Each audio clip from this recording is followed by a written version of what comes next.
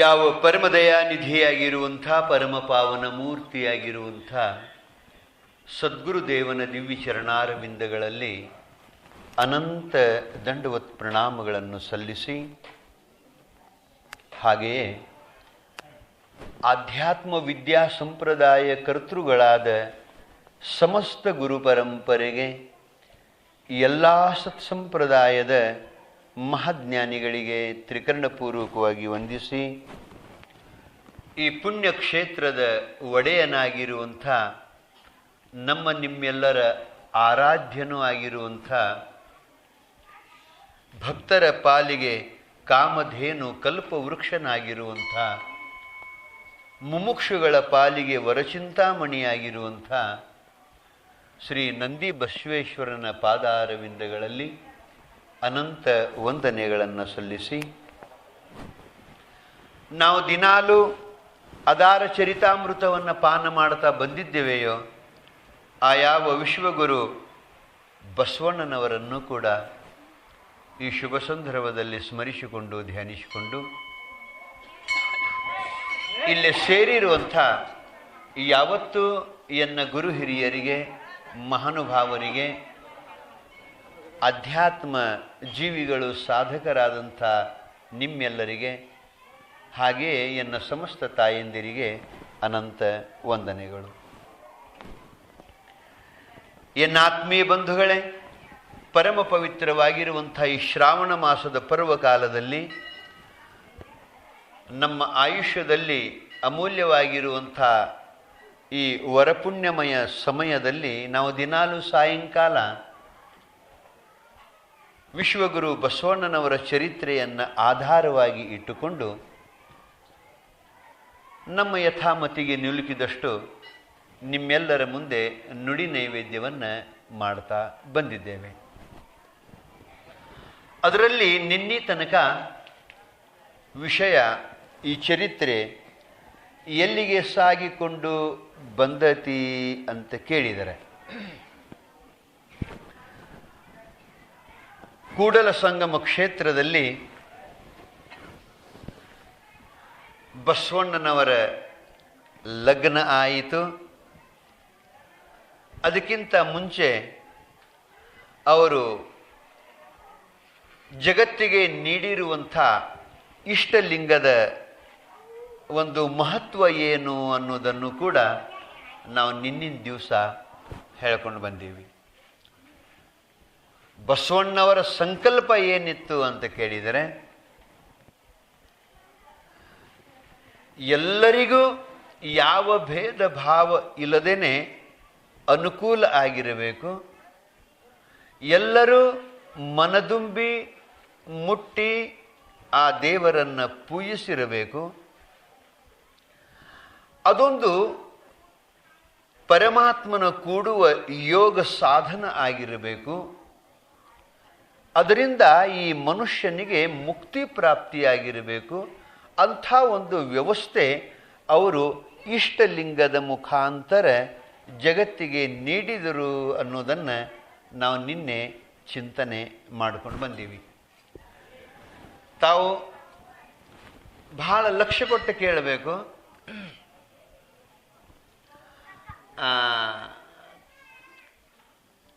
ಯಾವ ತೊಂದರೆ ಮಾಡಬೇಡ್ರಿ.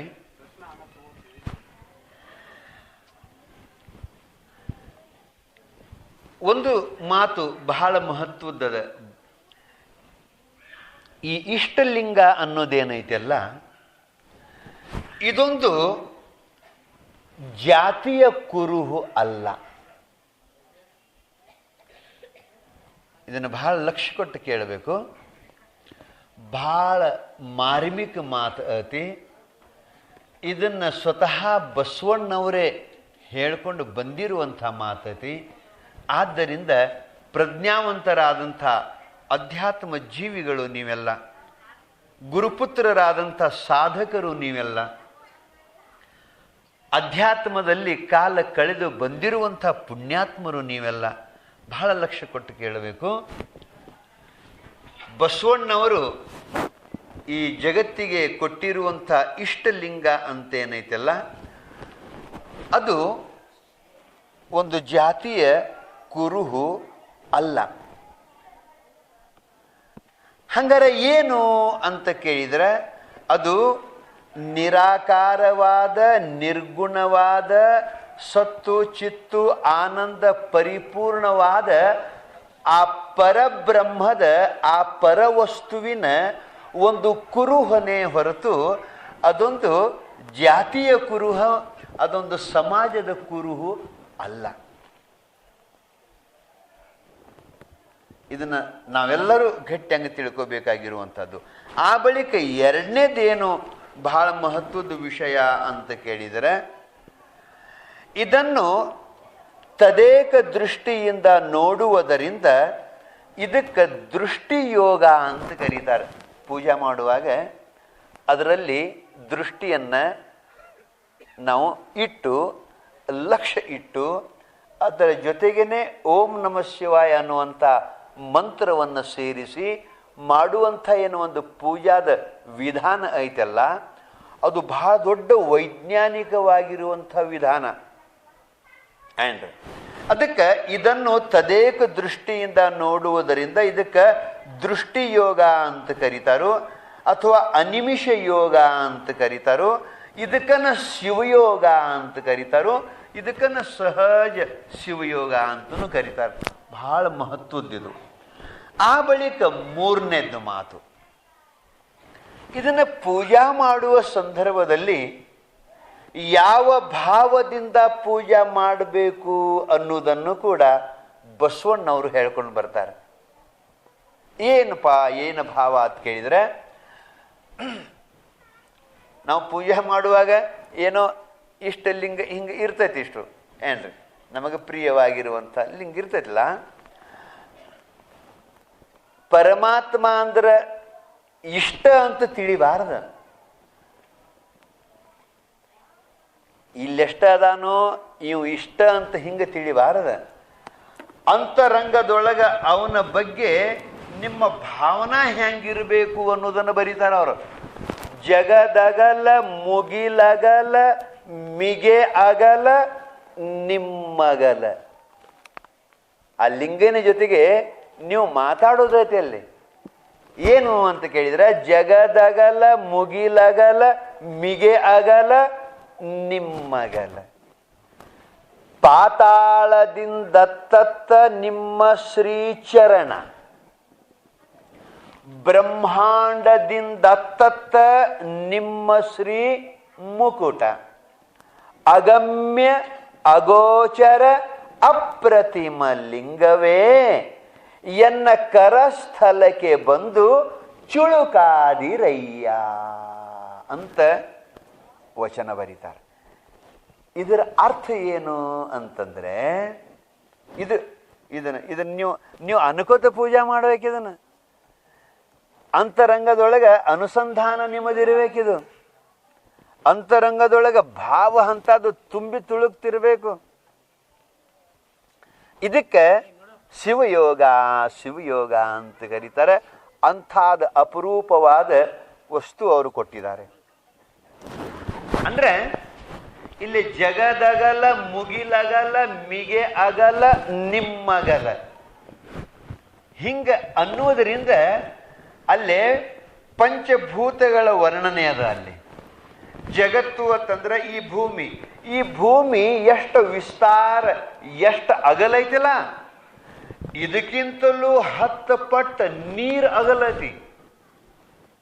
ಈ ಭೂಮಿ ಎಷ್ಟು ಅಗಲೈತಿಲ್ಲ, ಇದಕ್ಕಿಂತಲೂ 10 ಪಟ್ಟ ಹೆಚ್ಚಿಗೆ ನೀರತಿ, ನೀರು ಅಗಲತಿ, ವಿಸ್ತಾರ ಐತಿ. ಆ ನೀರಿನಕ್ಕಿಂತಲೂ 10 ಪಟ್ಟು ಹೆಚ್ಚಿಗೆ ಬೆಂಕಿ, ಅಗ್ನಿ, ಬೆಂಕಿ ಅಗಲತಿ. ಅಗಲ ಅಂದ್ರೆ ಗೊತ್ತಾಗತ್ತಲ್ಲ, ವಿಸ್ತಾರ ಅಗಲತಿ. ಬೆಂಕಿಗಿಂತಲೂ 10 ಪಟ್ಟು ಹೆಚ್ಚಿಗೆ ಗಾಳಿ ಅಗಲತಿ. ಗಾಳಿಗಿಂತಲೂ ಹೆಚ್ಚಿಗೆ ಮುಗಿಲು, ಈ ಪೊಳ್ಳ ಆಕಾಶ ಇದು ಅಗಲತಿ.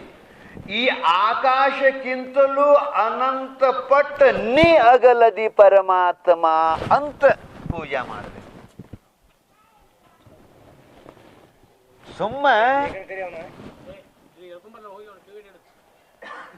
ಸುಮ್ಮ ನಮ್ಮ ದೃಷ್ಟಿ ನಿಲ್ಸಾಕ, ಮನಸ್ಸನ್ನ ನಿಲ್ಸಾಕ ಅದೊಂದು ಇಷ್ಟಲಿಂಗವನ್ನ ಕೊಟ್ಟಾರೆ ಹೊರತು ದೇವರ ತಂದ್ರ ಇಟ್ಟ ಅದಾನಂತ ತಿಳಿಬಾರದು. ಏನ್ರಿ?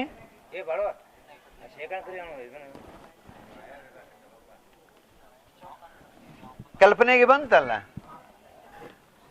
ಅಂತೂ ಹೇಳಬೇಕಾದ ವಿಷಯ ಏನಿತ್ತು ಅಂತ ಕೇಳಿದರೆ,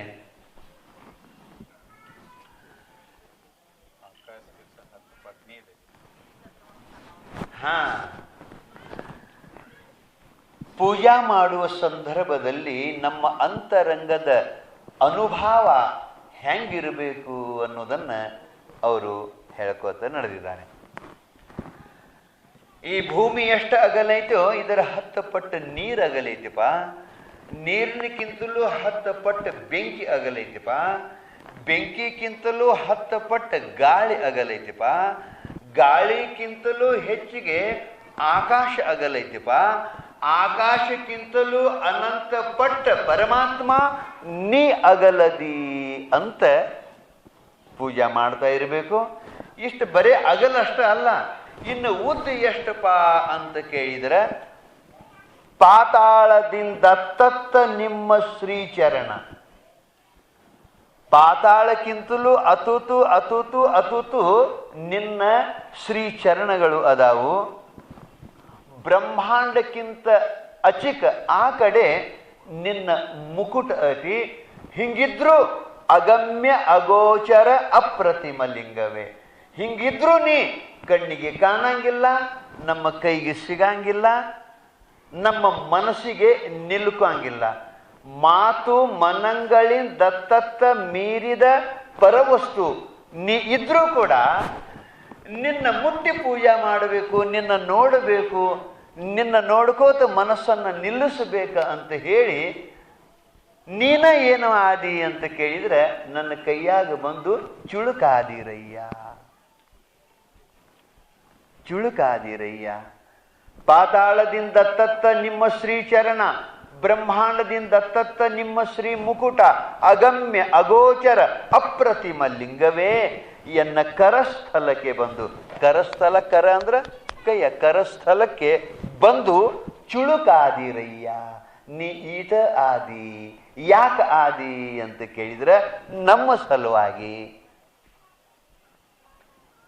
ನಮ್ಮ ಸಲುವಾಗಿ ನೀ ಈಟ ಆದಿ. ನಮ್ಮ ಕಡೆಯಿಂದ ಮುಟ್ಟಿ ಪೂಜಾ ಮಾಡಿಸಿಕೊಳ್ಳುವ ಸಲುವಾಗಿ ನೀ ಈಟ ಆದಿ. ನಮ್ಮ ದೃಷ್ಟಿ ನಿನ್ನ ಕಡೆ ನಿಲ್ಲಿಸೋ ಸಲುವಾಗಿ, ಅದರ ಜೊತೆಗೆ ಮನಸ್ಸನ್ನ ನಿಲ್ಲಿಸೋ ಸಲುವಾಗಿ, ಶಿವಯೋಗ ಸಾಧನೆ ಸಲುವಾಗಿ ನೀ ಈಟ ಆದಿ ಪರಮಾತ್ಮ. ನೀ ಈಟ ಆದ್ರೂ ನೀ ಈಟ ಅದಿ ಅಂತಲ್ಲ, ನೀನು ಸತ್ತು ಚಿತ್ತು ಆನಂದ ನಿತ್ಯ ಪರಿಪೂರ್ಣವಾಗಿ ಅದಿ ಪರಮಾತ್ಮ ಅನ್ನುವ ಭಾವ ಅಂತರಂಗದೊಳಗೆ ತುಂಬಿಕೊಂಡಿರಬೇಕು ಪೂಜಾ ಮಾಡುವಾಗ ಅನ್ನುವಂಥ ಮಾತನ್ನ ಇಲ್ಲೇ ಹೇಳ್ಕೊಂಡು ಬರ್ತಾರೆ. ಅಂದ ಬಳಿಕ ಇಂಥ ಪರಮಾತ್ಮನ ಒಂದು ಸಾಧನೆಗೆ ಅನುಕೂಲವಾದಂಥ ಇಷ್ಟಲಿಂಗ ಇದು ಪರಮಾತ್ಮನ ಕುರುಹ ಹೊರತು ಇದೊಂದು ಜಾತಿಯ ಕುರುಹು ಅಲ್ಲ. ಇದು ಪರಮಾತ್ಮನ ಕುರುಹು, ಇದು ಜಾತಿಯ ಕುರುಹು ಅಲ್ಲ. ಇದು ನಿರಾಕಾರ ನಿರ್ಗುಣನಾಗಿರುವಂಥ ಪರಮಾತ್ಮನ ಕುರುಹು ಅನ್ನೋದನ್ನ ತಿಳ್ಕೊಂಡು ಅದನ್ನು ಧರಿಸಬೇಕು ಅನ್ನುವಂಥ ಮಾತನ್ನ ಇಲ್ಲೇ ಹೇಳ್ಕೊಂಡು ಬರ್ತಾರೆ. ಇಂಥ ಇಷ್ಟಲಿಂಗವನ್ನ ಕೊಟ್ಟವರು ವಿಶ್ವಗುರು ಬಸವಣ್ಣವರು. ಆ ಬಳಿಕ ಈ ಇಷ್ಟಲಿಂಗವನ್ನ ಧಾರಣ ಮಾಡಲಿಕ್ಕೆ ಪ್ರತಿಯೊಬ್ಬಗೂ ಹಕ್ಕು ಅತಿ, ಅಧಿಕಾರ ಅತಿ ಅಂತ ಹೇಳಿದವರು ಬಸವಣ್ಣವರು. ಹೆಂಗ ಪೂಜಾ ಮಾಡಬೇಕು ಅನ್ನೋದನ್ನ ರೀತಿ ತಿಳಿಸಿಕೊಟ್ಟವರು ಬಸವಣ್ಣವರು. ಸ್ತ್ರೀಯರಿಗೂ ಸಹಿತ ಇದನ್ನ ಧಾರಣೆಗೆ, ಇದನ್ನ ಧರಿಸಲಿಕ್ಕೆ ಅನುಕೂಲ ಮಾಡಿಕೊಟ್ಟವರು ಬಸವಣ್ಣವರು. ಏನಪ್ಪ ಅದಕ್ಕೆ ಒಟ್ಟಾರೆ ಯಾರು ಸಂತೋಷದಿಂದ ಸ್ವೀಕಾರ ಮಾಡ್ತಾರಲ್ಲ, ಅವ ಯಾವುದೇ ಜಾತಿ ಒಳಗ ಯಾವುದೇ ಕುಲದೊಳಗ ಹುಟ್ಟಿದ್ರು ಅದನ್ನ ನಾನು ಧಾರಣ ಮಾಡ್ತನು ಅಂತ ಯಾವರ ಬಂದ್ರ ಸಂತೋಷದಿಂದ ಅಪ್ಪಿಕೊಂಡು ಅವನಿಗೆ ಕೊಟ್ಟವರು ಬಸವಣ್ಣವರು. ಎಷ್ಟು ಕೊಟ್ಟವರದಾರ ಬಸವಣ್ಣವರು. ಅಂಥ ಬಸವಣ್ಣವರ ಲಗ್ನ ಆಯಿತು. ಧರ್ಮಪತ್ನಿ ಆದಂಥ ಗಂಗಾಂಬಿಕೆಯ ಜೊತೆಗೆ ಸೋದರ ಮಾವ ಆಗಿರುವಂಥ ಬಲದೇವ ಮಹಾಮಂತ್ರಿಗಳ ಜೊತೆಗೆ ಅವರು ಬಸವ ಕಲ್ಯಾಣಕ್ಕೆ ಬರ್ತಾರೆ. ಕಲ್ಯಾಣಕ್ಕೆ ಬಂದು ಹಾಗೂ ಒಂದು ದಿವಸ ಹೋಯಿತು, ಹಿಂಗೂ ಒಂದು ದಿವಸ ಹೋದು, ಎಲ್ಲ ಕೂಡಿ ಒಂದು 7-8 ದಿವಸ ಹೋಗಿತ್ರಿ. ಅಷ್ಟರೊಳಗನೆ ಬಸವಣ್ಣವರು ಬಲದೇವ ಮಹಾಮಂತ್ರಿಗಳಿಗೆ ಹೇಳ್ತಾರು, ಪೂಜ್ಯರೇ, ನನಗೊಂದು ನಿಮ್ಮ ಅರಮನೆ ಒಳಗೆ ಕಾಯಕವನ್ನು ಕೊಡಿಸಬೇಕು ಅಂತ, ನನಗೊಂದು ಉದ್ಯೋಗವನ್ನು ಕೊಡಿಸಬೇಕು ಅಂತ ತಮ್ಮ ಸೋದರ ಮಾವ ಬಲದೇವ ಮಂತ್ರಿಗಳಿಗೆ ಹೇಳ್ತಾರ. ಪೂಜ್ಯರೇ, ಮಹಾನುಭಾವರೇ, ನಿಮ್ಮ ಅರಮನೆ ಒಳಗೆ ಮಹಾರಾಜರ ಆಸ್ಥಾನದೊಳಗೆ ನನಗೊಂದು ಕೆಲಸ ಕೊಡಿಸಬೇಕು ಅಂತ ಬಸವಣ್ಣವರು ಹೇಳಿದಾಗ ಬಲದೇವ ಮಂತ್ರಿಗಳು ಹೇಳ್ತಾರೋ, ನನಗೊಬ್ಬಳೇ ಮಗಳು, ಅಪಾರವಾದ ಆಸ್ತಿ ಅತಿ, ಮತ್ಯಾಗ ಕಾಯಕ ಮಾಡ್ತೀಪ ನೀನು? ಕೊರತೆ ಏನದ? ಅಪಾರ ಸಂಪತ್ತತಿ. ನಾನು ನನ್ನ ಜೀವನದೊಳಗೆ ಎಷ್ಟು ಗಳಿಸಬೇಕಾಗಿತ್ತೋ ಅಷ್ಟು ಗಳಿಸೀನಿ. ನಾ ಅಷ್ಟ ಅಲ್ಲ, ನೀನು, ನಿನ್ನ ಹೆಂಡತಿ ಗಂಗಾಂಬಿಕೆ, ಇವರೆಲ್ಲರೂ ಸಾಯುವ ತನಕ ಕುತ್ಕೊಂಡು ತಿಂದ್ರು ಊಟ ಮಾಡಿದ್ರು ಸವಿಲಾರದಂಥ ಸಂಪತ್ತು ನಾನು ಗಳಿಸಿ ಇಟ್ಟನಿ. ನಿಮಗೆ ಊಟ ಮಾಡಿ ಮಾಡಿ ನಿಮ್ಮ ಆಯುಷ್ಯ ಮುಗಿದು ಹೋಗ್ತೈತೆ ಹೊರತು ನಾ ಗಳಿಸಿದ ಸಂಪತ್ತು ಮುಗಿಯಂಗಿಲ್ಲ. ಅಷ್ಟು ಸಂಪತ್ತು ನಾನು ನನ್ನ ಮಗಳಿಗಾಗಿ ಗಳಿಸಿ ಇಟ್ಟನಿ. ಅಂದ ಬಳಿಕ ನನ್ನ ಮಗಳಿಗೆ ಒಡೆಯನಾಗಿ, ಸ್ವಾಮಿಯಾಗಿ, ಪತಿಯಾಗಿ, ಗಂಡನಾಗಿ ಬಂದವ ನೀನು. ಅದರಾಗ ನಮ್ಮ ತಂಗಿಯ ಮಗ ನೀನು, ಸೋದರ ಅಳಿಯ ನೀನು. ಹಿಂಗಿರುವಾಗ ನೀ ಯಾಕೆ ಉದ್ಯೋಗ ಮಾಡ್ತಿ? ನೀ ಯಾಕೆ ಕಾಯಕ ಮಾಡ್ತಿ? ಏನು ಕೊರತೆ ಐತಂತ ಹೇಳಿ ಕೇರಿ ನೀ ಕಾಯಕ ಮಾಡ್ತಿ? ಆರಾಮ ನನ್ನ ಮಗಳ ಜೊತೆಗೆ ನೀನು ಆರಾಮಿರು, ಊಟ ಮಾಡು, ಆರಾಮಿರು. ಇಬ್ರು ಕೂಡಿಕ್ಯಾರಿ ಚಂದಂಗೆ ಇದ್ದದ್ದನ್ನ ನಾ ನೋಡಿದ್ರ ನನಗೆ ಸಂತೋಷ ಆಕತಿ. ನೀ ಕಾಯಕವನ್ನು ಮಾಡುವ ಅವಶ್ಯಕತೆ ಇಲ್ಲ ಅಂತ ಬಲದೇವ ಮಂತ್ರಿ ಹೇಳಿದಾಗ ಬಸವಣ್ಣನ ಮಾತು ಎಂಥಾದ್ರಿ. ಬಸವಣ್ಣ ಹೇಳ್ತಾನೋ, ಉದ್ಯೋಗಂ ಶ್ರೇಷ್ಠ ಪುರುಷ ಲಕ್ಷಣಂ. ಉದ್ಯೋಗ ಅನ್ನೋದೇನೈತಿ ಒಬ್ಬ ಶ್ರೇಷ್ಠ ಪುರುಷನ ಲಕ್ಷಣ. ಇದು ಪುರುಷನಾಗಿ ಜನಿಸಿ ಬಂದ ಬಳಿಕ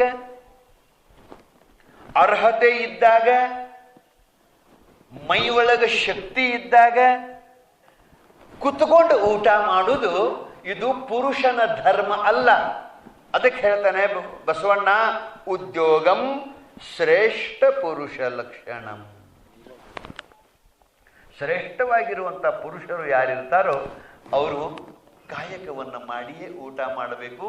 ಇದು ಅವರ ಲಕ್ಷಣವೇ ಹೊರತು ಕುತ್ಕೊಂಡು ಊಟ ಮಾಡುವುದು ಅಲ್ಲ ಅಂತ ಹೇಳಿ ಒಂದು ಮಾತು ಹೇಳ್ತಾರೆ. ಇಷ್ಟು ಚಂದ ಬಸವಣ್ಣವರು ತಪ್ಪು ತಿಳ್ಕೊಳ್ಳಿಲ್ಲ ಅಂತಂದ್ರೆ ಒಂದು ಮಾತು ಹೇಳ್ತಾನೆ ಕೇಳ್ರಿ ಅಂತಾನೆ ಬಸವಣ್ಣ. ನೀವು ತಪ್ಪು ತಿಳ್ಕೊಳ್ಳಿಲ್ಲ ಅಂತಂದ್ರೆ ಒಂದು ಮಾತು ಹೇಳ್ತಾನು.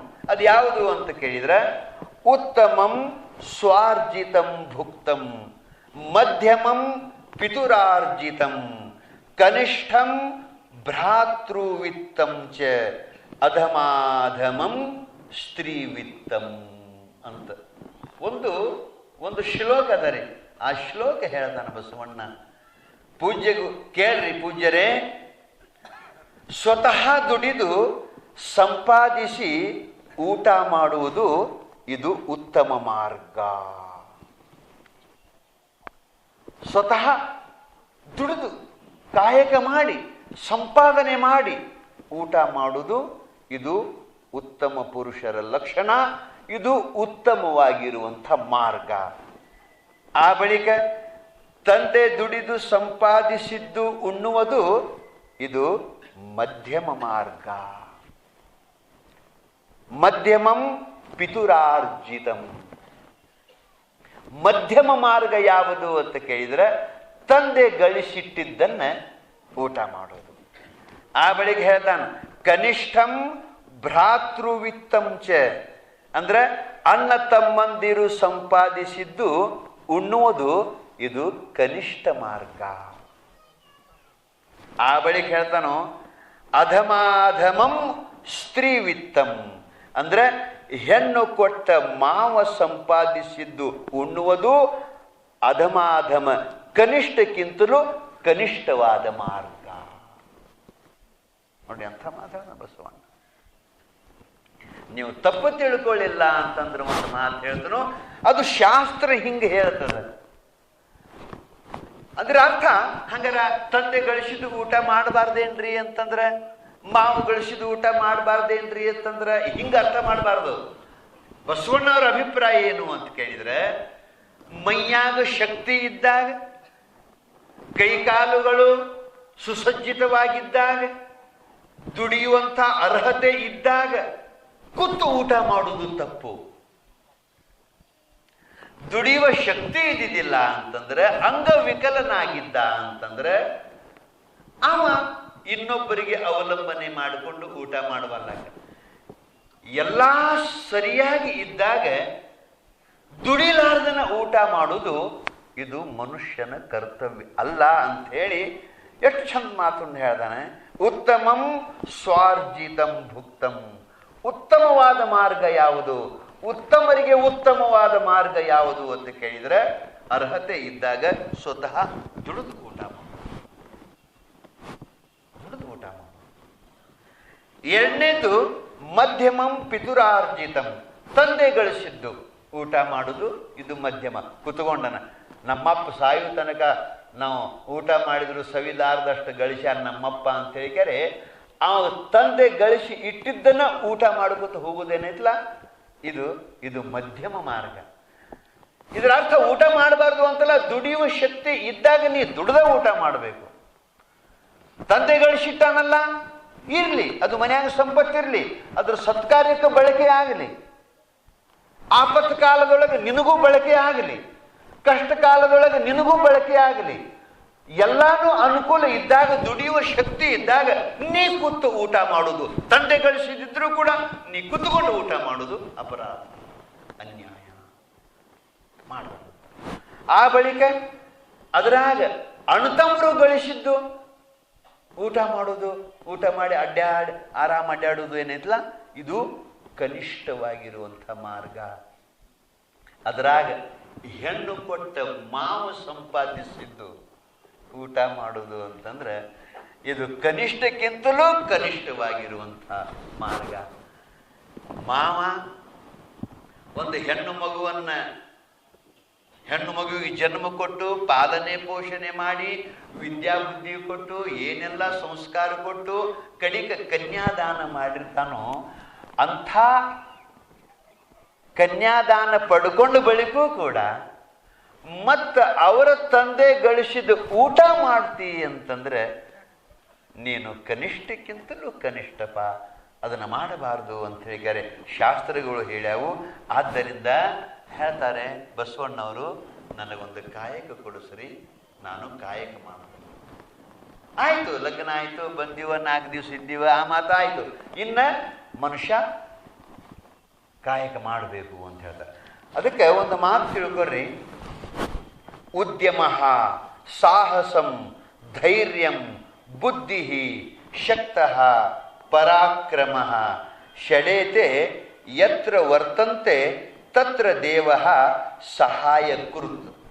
ಪರಮಾತ್ಮ ಮನುಷ್ಯನಿಗೆ ಸಹಾಯ ಎಲ್ಲಿ ಮಾಡ್ತಾನೋ, ಹೆಂಗೆ ಮಾಡ್ತಾನೋ ಅಂತ ಕೇಳಿದ್ರೆ, ಯಾವ ಮನುಷ್ಯ ಸತತ ಉದ್ಯೋಗವನ್ನು ಮಾಡ್ಕೋತ ಇರ್ತಾನೋ, ಯಾವ ಮನುಷ್ಯ ಸಾಹಸಿಯಾಗಿ ಇರ್ತಾನೋ, ಯಾವ ಮನುಷ್ಯನಲ್ಲಿ ಧೈರ್ಯ ಅನ್ನೋದಿರ್ತೈತೋ, ಯಾವ ಮನುಷ್ಯನಲ್ಲಿ ಯಾವುದು ಮಾಡಬೇಕು ಯಾವುದು ಮಾಡಬಾರದು ಅನ್ನುವಂಥ ಬುದ್ಧಿ ವಿವೇಕ ಇರ್ತೈತೋ, ಯಾವ ಮನುಷ್ಯನಲ್ಲಿ ಶಕ್ತ ಅಂದ್ರೆ ನಂಬಿದವರನ್ನು ರಕ್ಷಿಸುವ ಶಕ್ತಿ ಇರ್ತೈತೋ, ಯಾವ ಮನುಷ್ಯನಲ್ಲಿ ಪರಾಕ್ರಮ ಇರ್ತೈತೋ, ಈ 6 ಗುಣಗಳು ಯಾವನಲ್ಲಿ ಇರ್ತಾವೋ ಅವನಿಗೆ ಪರಮಾತ್ಮ ಸಹಾಯ ಮಾಡ್ತಾನೋ ಅಂತೂ ಒಂದು ನೇಮ ಅದ. ಅದಕ್ಕಾಗಿ ನಾನು ಕಾಯಕವನ್ನು ಮಾಡಿ ಊಟ ಮಾಡ್ತೇನೆ ಹೊರತು ನಾನು ಹಂಗೆ ಊಟ ಮಾಡಂಗಿಲ್ಲ ಅಂತ ಹೇಳಿಕರೆ ಬಸವಣ್ಣವರು ಹೇಳ್ತಾರು ಅಂತಂದ್ರೆ ಎಷ್ಟು ದೊಡ್ಡ ಮಾತು ಇದು. ಬಸವಣ್ಣವರು ಹೇಳಿದ್ರು, ಬಸವಣ್ಣವ್ರು ನಡ್ಕೊಂಡ್ರು ಅಂತ ಹಂಗಲ್ಲ. ಅವ್ರ ಚರಿತ್ರೆ ನಾವು ಇಟ್ಕೊಂಡಿದ್ದು ನಾವು ಎಲ್ಲೆಲ್ಲಿ ತಪ್ಪಾಕತ್ತಿದ್ವು ಅನ್ನೋದನ್ನ ತಿದ್ಕೊಳ್ಳೋ ಸಲುವಾಗಿ. ಈಗ ನಾನು ಏನು ಮಾಡಕತ್ತೇನೆ ಅನ್ನೋದನ್ನ ನೋಡ್ಕೊಳ್ಳೋ ಸಲುವಾಗಿ ಈ ಚರಿತ್ರೆ ಐತೆ ಹೊರತು, ಚರಿತ್ರೆ ಅಂತಂದ್ರೆ ಒಂದು ಕನ್ನಡಿದ್ದಂಗೆ. ಅದು ನಮ್ಮ ಮುಖವನ್ನು ಹೆಂಗೈತೆ ನಾವು ನೋಡ್ಕೋತೀವಲ್ಲ, ಹಂಗೆ ನಮ್ಮ ಚರಿತ್ರೆ ಇವರ ಚರಿತ್ರೆಗೆ ಏನೇನು ಐತಿ ಅನ್ನೋದನ್ನು ನೋಡ್ಕೊಳ್ಳೋ ಸಲುವಾಗಿ ಈ ಮಾತನ್ನು ಅವ್ರು ಹೇಳ್ಕೊಂಡು ಬರ್ತಾರೆ. ಲಕ್ಷ್ಯದಲ್ಲಿಡಬೇಕು, ಮನುಷ್ಯ ಕಾಯಕ ಜೀವಿಯಾಗಬೇಕು, ಸತ್ಯವಾದ ಶುದ್ಧವಾದ ಕಾಯಕವನ್ನು ಮಾಡಬೇಕು. ಪರಮಾತ್ಮ ಪ್ರಸಾದ ರೂಪದಿಂದ ಎಷ್ಟು ಕೊಡ್ತಾನೋ ಅಷ್ಟರೊಳಗೆ ಬದುಕುವುದನ್ನು ಕಲಿಬೇಕೇ ಹೊರತು ಇನ್ನೊಬ್ಬರನ್ನ ನೋಡಿ ಬದುಕುವುದನ್ನು ಕಲಿಬಾರದು. ಇನ್ನೊಬ್ಬರ ಹೊಲ ನೋಡಿ, ಇನ್ನೊಬ್ಬರ ಅಂತಸ್ತು ನೋಡಿ, ಇನ್ನೊಬ್ಬರ ದೊಡ್ಡ ಮನಿ ನೋಡಿ ನಾನು ಹಂಗ ಬದುಕಬೇಕು ಅಂತ ಬದುಕಬಾರದು. ತಾನು ಕಾಯಕ ಮಾಡಿದ ಬಳಿಕ ಪರಮಾತ್ಮ ಪ್ರಸಾದ ರೂಪದಿಂದ ಎಷ್ಟು ಕೊಡ್ತಾನೋ ಅಷ್ಟರೊಳಗೆ ಬದುಕುವುದನ್ನು ಕಲಿಬೇಕು ಅಂತ ಹೇಳಿದಂಥ ಬಸವಣ್ಣ ಸ್ವತಃ ಈಗ ಹಂಗ ಹೇಳ್ತಾನೋ, ನನಗೊಂದು ಕಾಯಕವನ್ನು ಕೊಡಿಸ್ರಿ ಅಂತ ಹೇಳಿದ್ದಾರೆ. ಆಯಿತು ಆಯಿತು. ಮತ್ತು ಬಲದೇವ ಮಂತ್ರಿಗಳಿಗೆ ಮತ್ತೊಂದು ದಾರಿನೇ ಇರಲಿಲ್ಲ. ಆಯಿತು, ಕರ್ಕೊಂಡು ಹೋಗ್ತಾರೆ. ಎಲ್ಲಿ ಕರ್ಕೊಂಡು ಹೋಗ್ತಾರು ಅಂತ ಕೇಳಿದರೆ ಒಂದು ಮಾತು, ಇನ್ನೊಂದು ಮಾತು.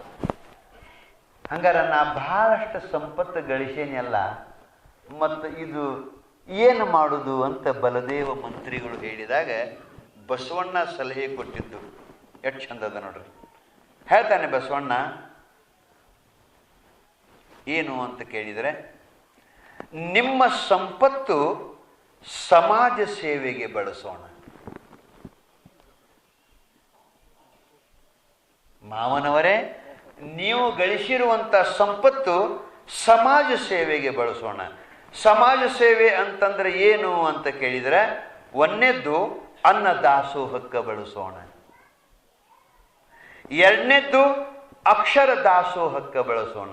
ಅಕ್ಷರ ದಾಸೋಹ ಅಂತಂದ್ರೆ ಈ ಶಿಕ್ಷಣದ ವ್ಯವಸ್ಥೆ ಮಾಡೋಣ. ಬಹಳಷ್ಟು ಜನ ಕಲೀಲಾರ್ದನ ಧರ್ಮದಿಂದ ದೂರ ಉಳಿದಾರು, ಅವರಿಗೆ ಶಿಕ್ಷಣ ಕೊಡಿಸುವ ವ್ಯವಸ್ಥೆ ಮಾಡೋಣ. ಯಾರ ಕಲಿತವರು ಇದ್ರು ಅಂತಂದ್ರೆ ಅವರಿಗೆ ಹೊಟ್ಟೆ ತುಂಬ ನಾವು ಪಗಾರ ಕೊಡೋಣ, ಅವರಿಗೆ ಕಲಿಸಲಾಗಿ ಹೇಳೋಣ. ಹಿಂಗೆ ಶಿಕ್ಷಣದ ವ್ಯವಸ್ಥೆ ಮಾಡೋಣ ಅಂಥೇಳಿ ಅಕ್ಷರ ದಾಸೋಹಕ್ಕಾಗಿ ಬಳಸೋಣ. ನಿಮ್ಮ ಸಂಪತ್ತು ಜ್ಞಾನ ದಾಸೋಹಕ್ಕೆ ಬಳಸೋಣ. ನಿಮ್ಮ ಸಂಪತ್ತು ಧರ್ಮ ಛತ್ರಕ್ಕೆ ಬಳಸೋಣ ಅಂತ ಹೇಳ್ತಾನೆ. 4 ಮಾತನ್ನು ಹೇಳ್ತಾನೆ, ಭಾಳ ಲಕ್ಷ್ಯ ಕೊಟ್ಟು ಕೇಳಬೇಕು. ಒಂದು, ನಿಮ್ಮ ಸಂಪತ್ತು ಅನ್ನ ದಾಸೋಹಕ್ಕೆ ಬಳಸೋಣ, ದಾಸೋಹ ಇಡೋಣ ಅಂತ. ಪರಸ್ಥಳದಿಂದ ಬಂದವರು ಪ್ರಸಾದ ಮಾಡಲಿ, ನಿರ್ಗತಿಕರು ಪ್ರಸಾದ ಮಾಡಲಿ, ಯಾರಿಗೆ ಅವಶ್ಯಕತೆ ಐತಿ ಅವರಿಗೆ ಪ್ರಸಾದ ಮಾಡಿಸೋಣ. ಅನ್ನ ದಾಸೋಹಕ್ಕೆ ಬಳಸೋಣ, ಅಕ್ಷರ ದಾಸೋಹಕ್ಕೆ ಬಳಸೋಣ, ಆ ಬಳಿಕ ಜ್ಞಾನ ದಾಸೋಹಕ್ಕೆ ಬಳಸೋಣ, ಆ ಬಳಿಕ ಧರ್ಮಛತ್ರಕ್ಕೆ ಬಳಸೋಣ. ಧರ್ಮಛತ್ರ ಅಂದ್ರೆ ಸ್ವಲ್ಪ ಲಕ್ಷ್ಯ ಕೊಟ್ಟು ಕೇಳಬೇಕು ನೀವು. ಧರ್ಮಛತ್ರ ಅಂತಂದ್ರೆ ನೀವು ಪ್ರವಾಸಕ್ಕದು ಹೋಗಿದಿರಲ್ಲ, ಪ್ರವಾಸಕ್ಕದು ಹೋದಲ್ಲಿ ಪುಣ್ಯಕ್ಷೇತ್ರಗಳಲ್ಲಿ ಜನರಿಗೆ ಇಳ್ಕೊಳ್ಳಾಕ ಒಂದು ವ್ಯವಸ್ಥೆ ಮಾಡಿರ್ತಾರಲ್ಲ, ಅದಕ್ಕೆ ಧರ್ಮಛತ್ರ ಅಂತ ಕರೀತಾರೆ. ನೋಡಿ, ನೀವು ಈಗ ಧರ್ಮಸ್ಥಳಕ್ಕೆ ಹೋದ್ರಿ ಅಂತಂದ್ರೆ ಒಬ್ಬೊಬ್ಬರು ಅಲ್ಲಿ ಬಹಳಷ್ಟು ರೂಮುಗಳನ್ನು ಕಟ್ಟಿಸಿದ್ದಾರೆ. ಹಿಂಗ ಈ ಪುಣ್ಯ ಕ್ಷೇತ್ರಕ್ಕೆ ನೀವು ಹೋದ್ರಿ ಅಂತಂದ್ರೆ ನಿಮಗೆ ಅದು ನೋಡ್ಲಾಕ್ ಸಿಗ್ತದೆ. ನೀವು ಅಷ್ಟ ಅಲ್ಲ, ನೀವು ಮೈಸೂರಿಗೆ ಹೋದ್ರಿ ಅಂತಂದ್ರೆ ಅಲ್ಲೆಲ್ಲಿಗೆ ಧರ್ಮಛತ್ರಗಳು ಅಂತ ಮಾಡಿರ್ತಾರೆ. ಅಲ್ಲೆಲ್ಲ ಪ್ರವಾಸಿಗರಿಗೆ ಪರಸ್ಥಳದವರಿಗೆ ಇಳ್ಕೊಳಕ ವ್ಯವಸ್ಥೆ. ಈಗ ನಿಮಗೆ ಬಸ್ ಮಾಡ್ಕೊಂಡು ಪ್ರವಾಸಕ್ಕೆ ಕರ್ಕೊಂಡು ಹೋಗಿರ್ತಾರಲ್ಲ, ಅಲ್ಲಿಗೆ ದೇವಸ್ಥಾನದೊಳಗೆ ಏನು ನಿಮಗೆ ಇಳಿಸ್ತಾರಲ್ಲ, ಅದು ಧರ್ಮ ಛತ್ರದೊಳಗನ ಇಳಿಸ್ತಾರೆ ನಿಮ್ಮನ್ನ. ಅವೇನು ಲಾಜಿಂಗ್ ಅಲ್ಲ, ಅವು ಧರ್ಮ ಛತ್ರದೊಳಗನ ಇಳಿಸ್ತಾರೆ. ನೀವು ಮೈಸೂರಿಗೆ ಎಲ್ಲಿ ಹೋದ್ರಿ ಅಂತಂದ್ರೆ, ಬೆಂಗಳೂರು ಅಲ್ಲೇ ರೈಲ್ವೆ ಸ್ಟೇಷನ್ ಬಸ್ ಸ್ಟ್ಯಾಂಡ್ ಅಂತ ಏನೈತ್ರಲ್ಲ, ಅದರ ಪಕ್ಕದೊಳಗನ ಧರ್ಮಛತ್ರ ಅಂತದಾವ. ಆ ಬಳಿಕ ನೀವು ಹಂಪಿಗೆ ಹೋದ್ರಿ ಅಂತಂದ್ರೆ, ಆ ಬಳಿಕ ನೀವು ಇಲ್ಲಿ ಹೊಸಪೇಟೆಗೆ ಹೋದ್ರಿ ಅಂತಂದ್ರೆ, ಹೊಸಪೇಟೆಯ ಬಸ್ ಸ್ಟ್ಯಾಂಡದ ರೋಡದ ಅಚಿಗನ ಒಂದು ಧರ್ಮಛತ್ರ ಅಂತ. ಅವರೆಲ್ಲ ಕಟ್ಟಿಸಿದವ್ರು ಯಾರು ಗೊತ್ತದೇನ್ರಿ? ಒಬ್ಬೊಬ್ಬರು ಶ್ರೀಮಂತರು ತಮ್ಮ ತಾಯಿ ತಂದೆಗಳ ಹೆಸರು ಹಾಕಿದಾರೆ ಅಲ್ಲಿ. ಆಗರ್ಭ ಶ್ರೀಮಂತರು, ಕೋಟ್ಯಾಧೀಶರು ಅಂತೇನದಾರಲ್ಲ, ಅವರು ಧರ್ಮಛತ್ರಗಳನ್ನು ಕಟ್ಟಿಸಿ ಅಲ್ಲೇ ಕನಿಷ್ಠ ನಿಮ್ಮ ಕಡೆಯಿಂದ 5 ರೂಪಾಯೋ ಏನು 10 ರೂಪಾಯೋ ಇಷ್ಟ ತಗೋತಾರೆ. ಯಾಕಂತಂದ್ರೆ ಅದನ್ನ ಸ್ವಚ್ಛತಾ ಮಾಡಿಕೊಂಡು ವ್ಯವಸ್ಥೆ ಮಾಡಿಕೊಂಡು ಇರಾಕ ಅಲ್ಲಿ ಒಬ್ಬ ಮನುಷ್ಯ ಬೇಕಾಗ್ತಾನಲ್ಲ, ಆ ಮನುಷ್ಯನ ಹೊಟ್ಟಿ ತುಂಬುವ ಸಲುವಾಗಿ ಅಟ್ಟು ಪಗಾರ ಇಟ್ಟಿರ್ತಾರೆ ಹೊರತು, ಅಟ್ಟು ನಿಮಗೆ ಚಾರ್ಜ್ ಮಾಡ್ತಾರೆ ಹೊರತು, ಇದಿಲ್ಲ ಅಂತಂದ್ರೆ ಅಲ್ಲಿ ನೋಡ್ಬೇಕು ನೀವು. ಅದ ಮತ್ತೆ ಲಾಜಿಕ್ ಹೋದ್ರಿ ಅಂತಂದ್ರೆ 500 ಒಂದೊಂದು 1000 ರೂಪಾಯಿ ಕೊಡೋದಾಕತಿ. ಅಲ್ಲಿ 10 ರೂಪಾಯಿದೊಳಗೆ ನಿಮಗೊಂದು ಚಾಪಿ ಕೊಡ್ತಾರೋ, ಅಲ್ಲಿ ಮಲಗಾಕ ಬೆಳಿಗ್ಗೆ ಸ್ನಾನದ ವ್ಯವಸ್ಥೆ ಇರ್ತೈತಿ, ಬರೀ 10 ರೂಪಾಯಿದೊಳಗೆ. ಆ 10 ರೂಪಾಯಿನೂ ಯಾಕೆ ತಗೋತಾರತ್ತಂದ್ರೆ ಅದನ್ನ ನಡೆಸ್ಕೊಂಡು ಹೋಗಾಕ ಒಬ್ಬ ಕಾರ್ಕನಿಗೆ ಬೇಕಲ್ಲ. ಇದನ್ನ ಕೋಟ್ಯಾಧೀಶರು ತಮ್ಮ ತಾಯಿ ತಂದೆಗಳ ಹೆಸರಿನಿಂದ ಕಟ್ಟಿಸಿದ್ದಾರೆ. ನಮ್ಮ ತಾಯಿ ತಂದೆಗಳು ನಮಗೆ ಅಪಾರ ಸಂಪತ್ತು ಬಿಟ್ಟು ಹೋಗ್ಯಾರ, ನಮಗೆ ಕೊಟ್ಟು ಹೋಗ್ಯಾರ. ದುಡಿಲಾರ್ದನ ನಮಗಿಷ್ಟೆಲ್ಲ ಸಂಪತ್ತು ಸಿಕ್ಕತಿ, ಮತ್ತು ನಾವು ದುಡಿಲಾಕನು ಹತ್ತೀವಿ. ಯಾವ ತಾಯಿ ತಂದೆಗಳು ನಮಗೆ ದುಡಿದು ಗಳಿಸಿ ಕೊಟ್ಟು ಹೋಗ್ಯಾರೋ ಅವರಿಗೆ ಪುಣ್ಯ ಹತ್ತಲಿ, ಅವರ ಹೆಸರು ಅಜರಾಮರವಾಗಿ ಇರಲಿ. ಅವ್ರ ಹೆಸರಿನಿಂದ ಕಟ್ಟಿಸಿದಂಥ ರೂಮಿನೊಳಗೆ ಜನ ವಸ್ತಿ ಮಾಡಲಿ. ಅವ್ರು ವಸ್ತಿ ಮಾಡಿದ ಏನೋ ಒಂದು ಪುಣ್ಯ ಇರ್ತೈತಲ್ಲ, ಅದು ನಮ್ಮ ಹೆತ್ತವರಿಗೆ ಮುಟ್ಲಿ ಅಂತ ಹೇಳಿ ದೊಡ್ಡ ದೊಡ್ಡ ಶ್ರೀಮಂತರು ಕಟ್ಟಿಸಿದಂಥ ಧರ್ಮಛತ್ರಗಳು ಅವೆಲ್ಲ. ಅದಕ್ಕೆ ಈ ಸಂದರ್ಭದೊಳಗೆ ಒಂದು ಮಾತು ನಿಮಗೆ ಹೇಳಬೇಕು ಅಂತ ನಮಗನ್ನಿಸ್ತದ. ಈ ನಿಮ್ಮ ಬಸವಣ್ಣನ ಕ್ಷೇತ್ರವೂ ಕೂಡ ಬಹಳ ದೊಡ್ಡ ಕ್ಷೇತ್ರದಿದು, ಜಾಗೃತ ಕ್ಷೇತ್ರದ. ಬಸವಣ್ಣನ ಕ್ಷೇತ್ರ ಇದು, ಜಾಗೃತ ಕ್ಷೇತ್ರ ಇದು. ಇಂಥ ಕ್ಷೇತ್ರದೊಳಗೆ ಈ ಕ್ಷೇತ್ರ ಅಭಿವೃದ್ಧಿ ಆಗ್ತಾ ಇರಲಿ, ಇನ್ನೂ ಆಗಬೇಕು ಈ ಕ್ಷೇತ್ರ ಅಭಿವೃದ್ಧಿ ಆಗಬೇಕು. ಯಾಕಾಗಬೇಕು ಅಂತ ಕೇಳಿದ್ರೆ, ಅಂಥ ಒಂದು ಇಲ್ಲೇ ಮಹತ್ವ ಐತಿ, ಅಂಥ ಒಂದು ಮಹಿಮಾ ಐತಿ, ಅಂಥ ಒಂದು ಸಾಮರ್ಥ್ಯ ಆ ಬಸವಣ್ಣನ ಕೃಪೆಯಿಂದ ಈ ಸ್ಥಾನದೊಳಗೈತಿ. ನಿಮ್ಮ ಈ ಬಸವೇಶ್ವರ ದರ್ಶನಕ್ಕೆ ಬಹಳ ದೂರನಿಂದ ಬರ್ತಾರು ಅಂತ ನಾವು ಕೇಳೀವಿ. ಹುಬ್ಬಳ್ಳಿಯಿಂದ ಬರ್ತಾರೋ, ಮಹಾರಾಷ್ಟ್ರದಿಂದನೂ ಬರ್ತಾರಿಲ್ರಿ. ಅವ್ರವ್ರ ಮನಿ ದೇವರು ಅಂತ ಈಗಾಗಲೇ ಪ್ರಸಿದ್ಧ ಆಗಿ ಆಯಾ ಜನ ಎಲ್ಲೇ ದುಡಿಯಾಕ ಆದ್ರೂ ಕೂಡ ಅವ್ರಿಲ್ಲಿ ಬಂದು ಹೋಗ್ತಾರೆ. ಅವರು ಬಂದಾಗ ಇಳ್ಕೊಳ್ಳುವ ಒಂದು ವ್ಯವಸ್ಥೆ ಆಗಬೇಕಲ್ಲ. ಇಲ್ಲೇ ಅವರು ನಮ್ಮ ಮನಿ ದೇವರು ಅಂತ ಹೇಳಿಕಾರೆ ಖರ್ಚು ಮಾಡಿಕೊಂಡು ಇಲ್ಲಿ ಬಂದಿರ್ತಾರೋ, ವಸ್ತಿ ಇರೋ ಪ್ರಸಂಗ ಇರ್ತೈತಿ, ವಾಹನ ಸೌಕರ್ಯನೂ ಇಲ್ಲ. ವಸ್ತಿ ಇರೋ ಪ್ರಸಂಗದೊಳಗೆ ನೀವು ನಿಮ್ಮ ಮನೆಯೊಳಗೆ ಆರಾಮ ವಸ್ತಿ ಮಾಡ್ತೀರಿ, ಪರಸ್ಥಳದಿಂದ ಬಂದವರು ಎಲ್ಲಿ ವಸ್ತಿ ಮಾಡಬೇಕು?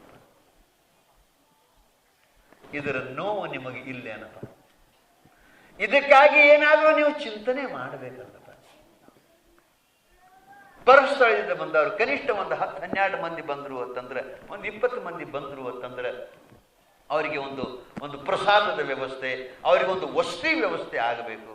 ಆ ದೃಷ್ಟಿಯಿಂದ ಇಲ್ಲೇ ಒಂದು 10 ರೂಮುಗಳನ್ನು ಮಾಡಬೇಕು.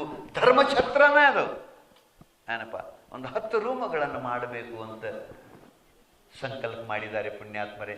ಅದರಾಗ ಪುಣ್ಯಾತ್ಮರು 4-5 ಜನ ನಮ್ಮ ತಾಯಿ ತಂದೆಗಳ ಹೆಸರಿನಿಂದ, ನಮ್ಮ ಹಿರಿಯರ ಹೆಸರಿನಿಂದ ನಾವು ಕಟ್ಟಿಸ್ತೀವಿ ಒಂದೊಂದು ಕೋಲೆ ಅಂತ ಹೇಳಿದರೆ ಅವರು ಜವಾಬ್ದಾರಿ ತಗೊಂಡಾರಂತ. ಬಹುಶಃ ಒಂದು 50,000 ಒಂದು 60,000 ಒಂದೊಂದು ರೂಮಿಗೆ ಆಗಬಹುದು ಖರ್ಚದು.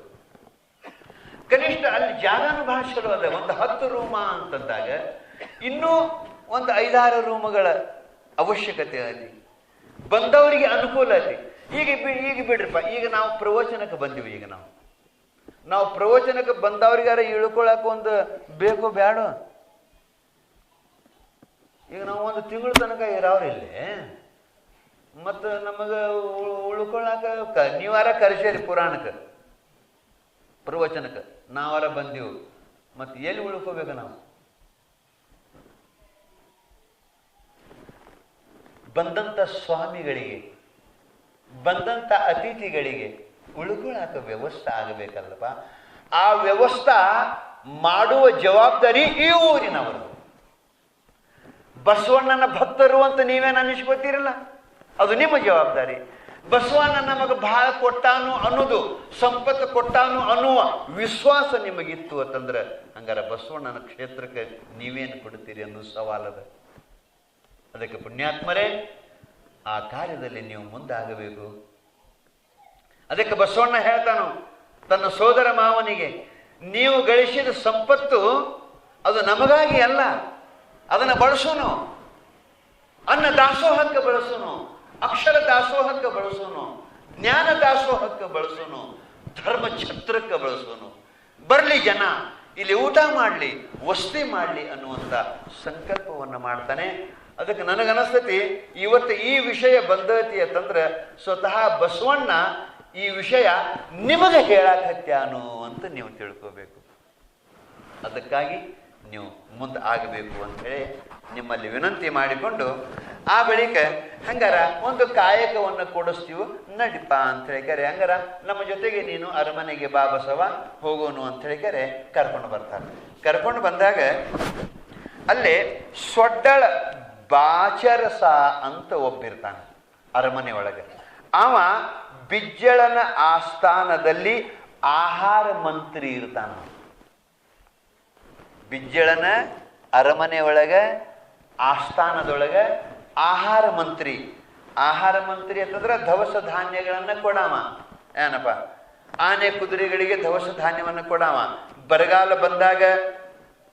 ಬರಗಾಲ ಬಿದ್ದಾಗ ಆ ದವಸ ಧಾನ್ಯಗಳನ್ನು ಎಲ್ಲ ಜನರಿಗೆ ಕೊಡುವಂಥ ವ್ಯವಸ್ಥೆ ಮೊದಲು ಸ್ಟಾಕ್ ಮಾಡಿ ಇಡುವುದು, ಇದೆಲ್ಲ ಜವಾಬ್ದಾರಿ ಅವಂದಿರ್ತೈತಿ.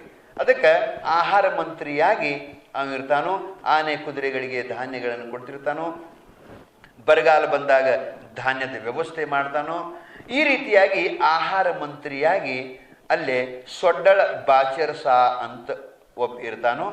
ಆ ಬಳಿಕ ಇನ್ನೊಬ್ಬ ಮಂತ್ರಿ, ಹಣಕಾಸಿನ ಮಂತ್ರಿ ಅಂತಿರ್ತಾನ.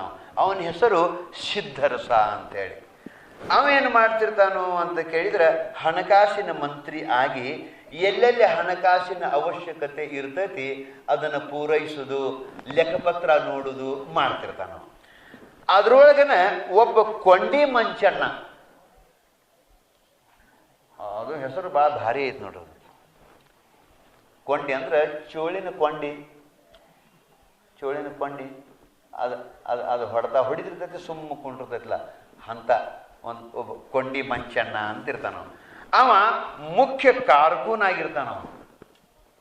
ಇವರೆಲ್ಲ ಮಂತ್ರಿಗಳು, ಇವರು ಆಹಾರ ಮಂತ್ರಿ, ಹಣಕಾಸಿನ ಮಂತ್ರಿ ಏನದಾರಲ್ಲ, ಇವ್ರ ಕೈಯಾಗ ಪ್ರಮುಖ ಎಲ್ಲ ಲೆಕ್ಕಪತ್ರ ಇದು ಒಬ್ಬ ಕಾರ್ಕೂನ್ ಇರ್ತಾನ, ಪ್ರಮುಖ ಕಾರ್ಕೂನ್ ಇರ್ತಾನ.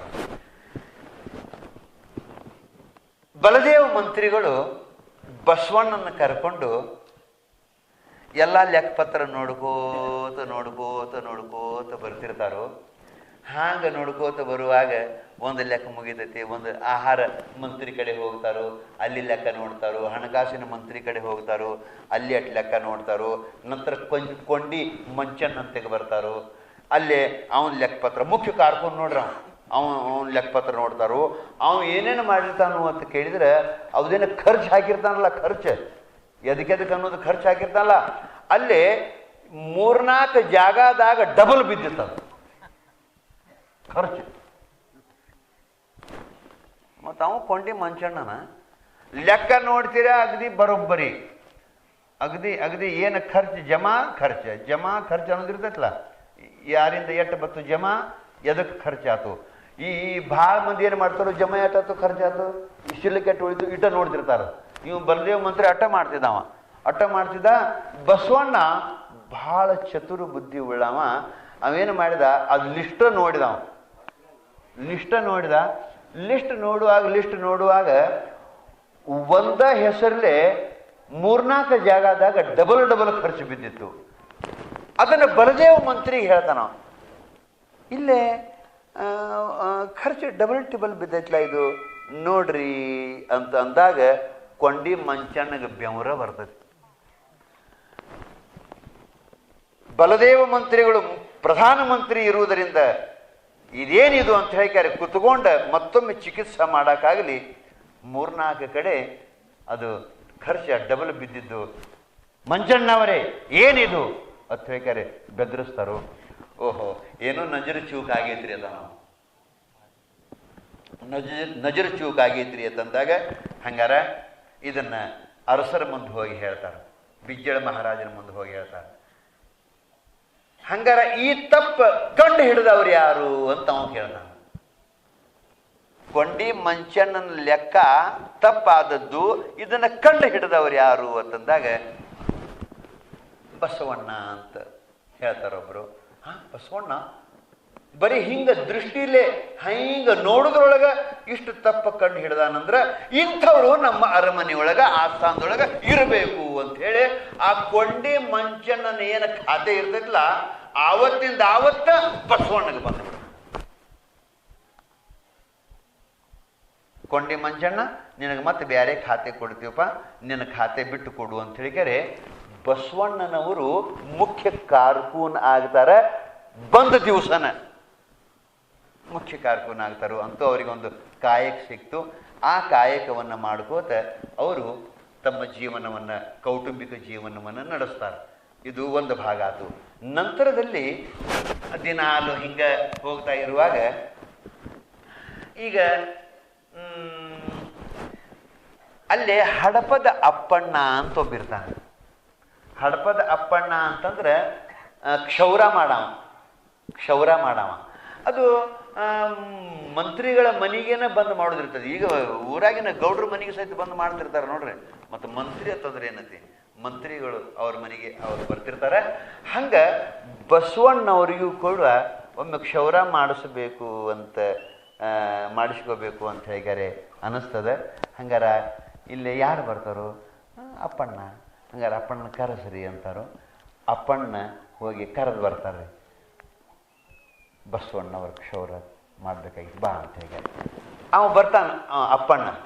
ಅಪ್ಪಣ್ಣ ಬಂದು ಏನು ಮಾಡ್ತಾನೋ, ನಮಸ್ಕಾರ ರೀ ಅಪ್ಪ ಅವರೇ, ಮತ್ತು ನಾನು ಕ್ಷೌರ ಮಾಡಕ್ಕೆ ಬಂದಾನಿ ಅಂತ ಹೇಳಿದರೆ ಬಾಗಲದ ಹೊರಗೆ ನಿಂದಿರ್ತಾನ. ಅವ ಸ್ವಲ್ಪ ಲಕ್ಷ್ಯ ಕೊಟ್ಟು ಕೇಳ್ರಿ. ನಮಸ್ಕಾರ ರೀ ಅಪ್ಪ ಅವರೇ ಅಂತ ಹೇಳಿದರೆ ಬಂದು ನಿಂದಿರ್ತಾನೋ. ಆವಾಗ ಬಸವಣ್ಣವರು ಶರಣು ಅಪ್ಪಣ್ಣ, ನಾನು ನಿನ್ನ ದಾರಿನ ನೋಡ್ತಿದ್ನಿ, ಒಳಗೆ ಬಾ ಅಂತ ಹೋಗಿ ಒಳಗೆ ಕೂತಂತ ಬಸವಣ್ಣ ಹೊರಗೆ ಹೋಗಿ ಅವ್ರ ಕೈ ಹಿಡಿದು ಒಳಗೆ ಕರ್ಕೊಂಡು ಬರ್ತಾನೆ. ಬಸವಣ್ಣ ಎಂಥವ ಅನ್ನೋದು ನೀವು ತಿಳ್ಕೊರಿ. ಅವ ಪಾಪ ಬಾಗಲದ ಹೊರಗೆ ನಮಸ್ಕಾರ ರೀ ಅಪ್ಪ ಅವ್ರ, ನಾ ಕ್ಷೌರಿಕ, ನಾನು ಬಂದನಿ ಅಂತ ಅವ ಹೇಳ್ತಾನೋ. ಆ ಮಾತು ಕೇಳಿದ ಕೂಡಲೇ ಮೊದಲ ಅವನು ನೋಡಿಲ್ಲ ಇವರು, ಅಪ್ಪಣ್ಣ ಬರ್ತಾನಂತ ಇನ್ನೊಬ್ಬರ ಬಾಯಲ್ಲಿ ಕೇಳಿದ್ದು. ಸ್ವತಃ ಬಸವಣ್ಣ ಹೇಳ್ತಾರೆ, ಶರಣು ಅಪ್ಪಣ್ಣ ಒಳಗೆ ಬಾ ಅಂತ ಹೇಳಿ ತಾವ ಕೈ ಹಿಡಿದು ಅವಂಗ ಸ್ವಾಗತ ಮಾಡ್ಕೋತಾರೆ. ಬಾರಪ್ಪ ಒಳಗೆ ಬಾ ಅಂತ ಹೇಳ್ತಾರೆ. ಕರ್ಕೊಂಡು ಹೋಗಿ, ಇಲ್ರಿ ನಾವು ಇಲ್ಲೇ ಇದನ್ನ ಮಾಡ್ತೀರಿ, ಒಳಗೆ ಬಾ ಅಂತ ಹೇಳ್ತಾರೆ. ಒಳಗೆ ಕರ್ಕೊಂಡು ಹೋಗ್ತಾರೆ. ಅಲ್ಲೇ ಒಂದು ವ್ಯವಸ್ಥೆ ಮಾಡ್ತಾರೆ. ಅತಿಂದ ಅಪ್ಪಣ್ಣ ಕ್ಷೌರ ಮಾಡಕತ್ತನಲ್ಲ, ಕ್ಷೌರ ಮಾಡ್ಕೋತ ಅಪ್ಪಣ್ಣ ಏನಂತಾನು,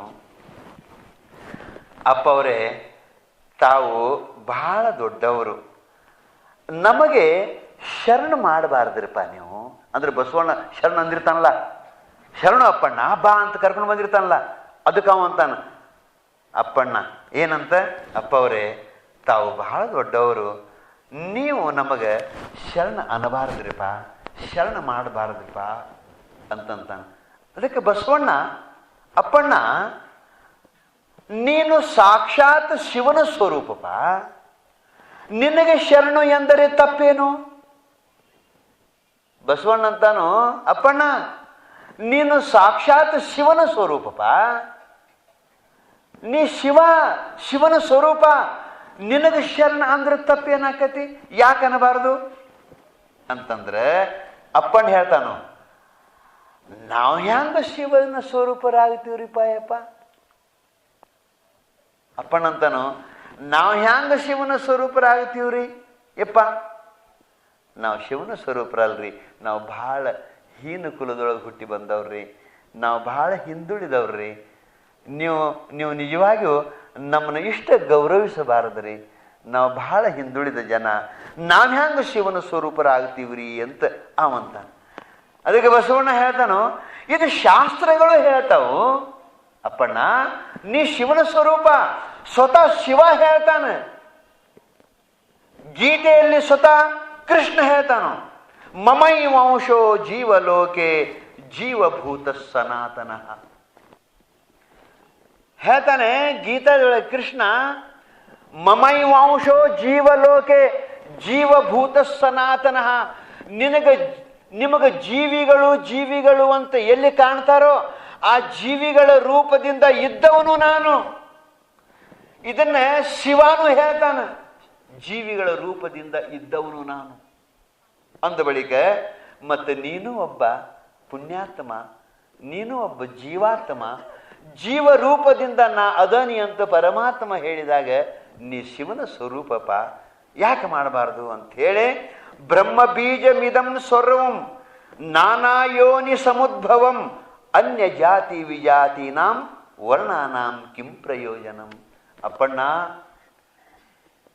ಬ್ರಹ್ಮ ಅನ್ನುವಂಥ ಒಂದು ಬೀಜದಿಂದ ಹುಟ್ಟಿರುವಂಥ ನಾವೆಲ್ಲರೂ, ಇದು ಬ್ರಹ್ಮಾಂಡ, ಬ್ರಹ್ಮನ ಅಂಡ. ಅಂಡ ಅಂದ್ರೆ ತತ್ತಿ, ಬ್ರಹ್ಮನ ತತ್ತಿ. ಈಗ ಕೋಳಿ ತತ್ತಿ ಒಳಗೆ ಕೋಳಿನ ಹೆಂಗ ಇರ್ತೈತೋ ಹಂಗ ಬ್ರಹ್ಮನ ಅಂಡ ಅಂದ್ರೆ ಬ್ರಹ್ಮಾಂಡ. ಇದು ಬ್ರಹ್ಮನ ತತ್ತಿ. ಈ ತತ್ತಿ ಒಳಗೆ ಇರೋರೆಲ್ಲರೂ ಬ್ರಹ್ಮ ಸ್ವರೂಪರೇ, ಶಿವನ ಸ್ವರೂಪರೇ, ಮತ್ಯಾರು ಅಲ್ಲಪ್ಪ. ನೀ ಶಿವನ ಸ್ವರೂಪನ ಅಂತ ಹೇಳ್ಕ್ಯಾರೆ ಬಸವಣ್ಣವ್ರು ಹೇಳ್ತಾರು. ಆ ಬಳಿಕ ಅಪ್ಪಣ್ಣ ಅಂತಾನು, ಅಪ್ಪ ಅವರೇ ನಾನು ಶಿವನ ಸ್ವರೂಪ ಆಗಿದ್ರೆ, ಪ್ರಶ್ನೆ ಅದ ನೋಡ್ರಿ ಅಪ್ಪ ಅವರೇ, ನಾನು ಶಿವನ ಸ್ವರೂಪನ ಆಗಿದ್ರೆ ಶಿವನ ಗುಡಿಯಾಗ ಒಳಗ ನನಗೆ ಬಿಡಂಗಿಲ್ಲ ಯಾಕೆ?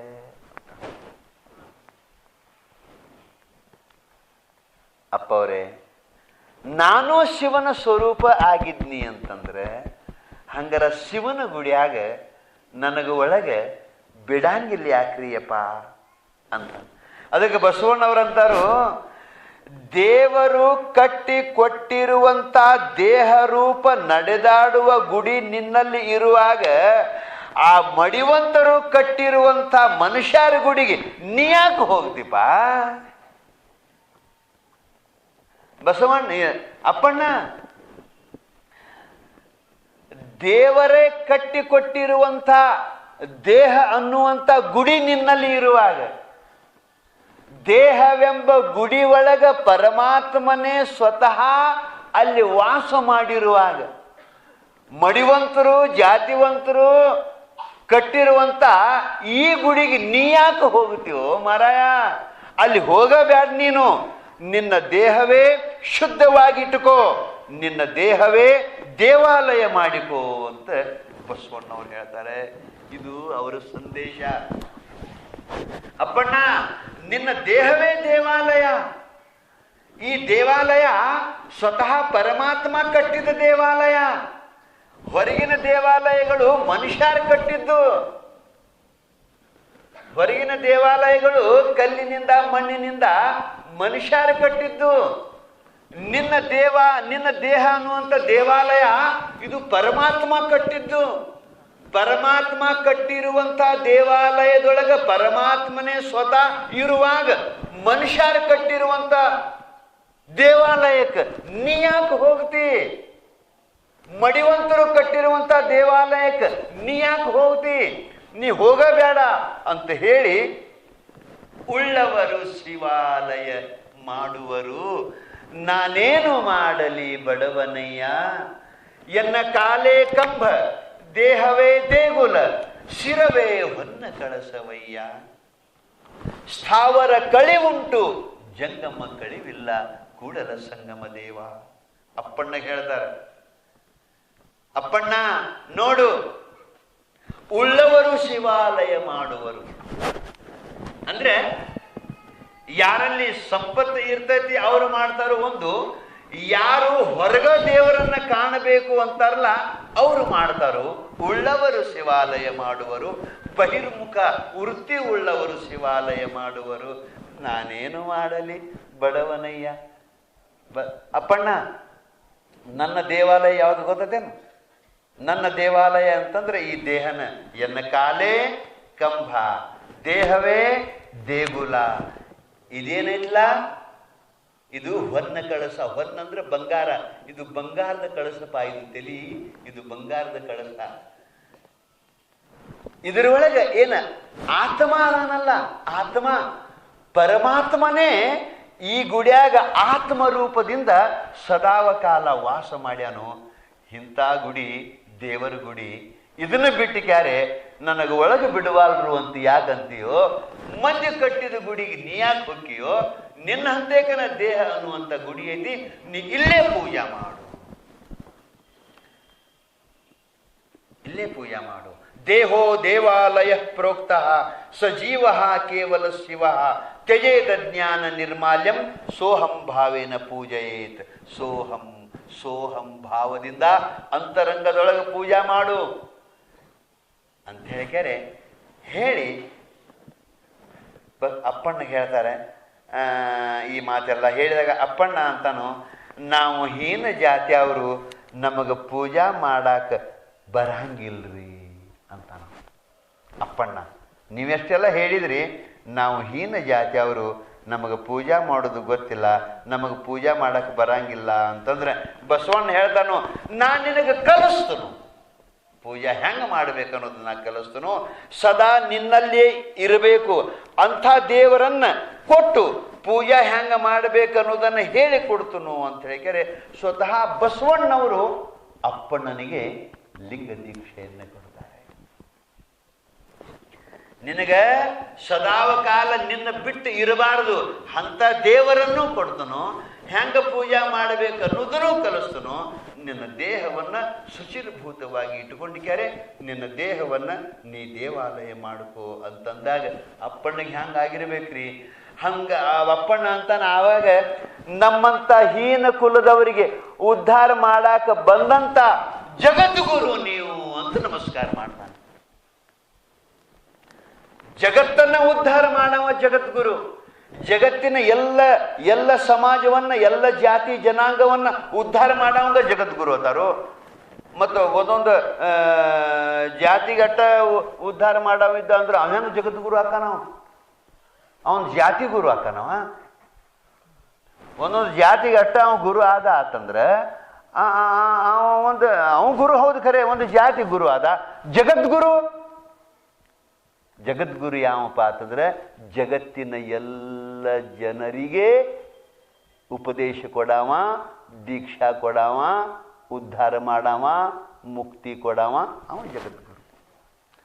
ಹಂಗಾರೆ ನನ್ನ ಉದ್ಧಾರ ಮಾಡಾಕ, ನಮ್ಮಂತ ಹೀನ ಜನರನ್ನ ಉದ್ಧಾರ ಮಾಡಾಕ ಬಂದಂತ ಜಗದ್ಗುರು ನೀನು, ಜಗಜ್ಯೋತಿ ನೀನು ಅಂತ ಹೇಳಿದರೆ ನಮಸ್ಕಾರ ಮಾಡ್ತಾನೆ ಅಪ್ಪಣ್ಣ. ನಿಮ್ಗೆ ಹೇಳ್ತೀನಿ, ಬಸವಣ್ಣನವರು ಆವತ್ತಿನಿಂದ ಹಡಪದ ಅಪ್ಪಣ್ಣನಿಗೆ ದೀಕ್ಷಾ ಕೊಡುವುದರ ಜೊತೆಗೆ, ಲಿಂಗ ದೀಕ್ಷೆ ಕೊಡುವುದರ ಜೊತೆಗೆ ತಮ್ಮ ಮನ್ಯಾಗನ ತಮ್ಮ ಸೇವಾಗೆ ಇಟ್ಟುಕೊಂಡ್ರು.